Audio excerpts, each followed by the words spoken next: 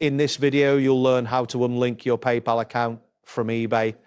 This process ensures that your eBay account is no longer connected to PayPal for payments, allowing you to manage your payment methods effectively. Begin by logging into your eBay account using your credentials. Once logged in, navigate to the account settings page. This can typically be found by clicking on your profile icon in the upper right corner of the eBay homepage. From the drop-down menu, select Account Settings. Next, locate the section labeled Payments or Financial Information.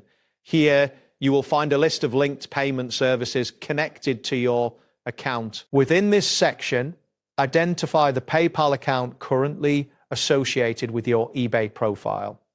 Take a moment to review the information carefully to ensure you are selecting the correct payment method.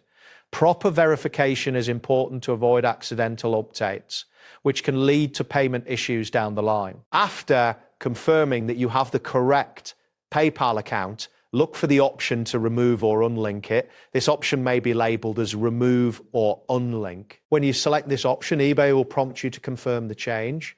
In some cases, you may also be required to verify your identity for security purposes. Follow the on-screen prompts to complete this step, as it is essential for maintaining the security of your account. Once you confirm the unlink request, eBay will automatically update your payment settings. At this point, the PayPal account will no longer appear in your list of payment methods.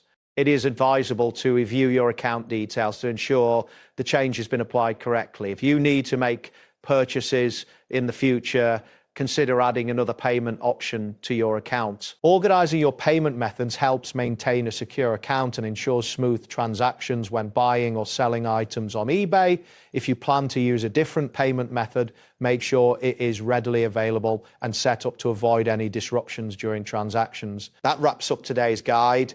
Thanks for watching, and catch you in the next tutorial.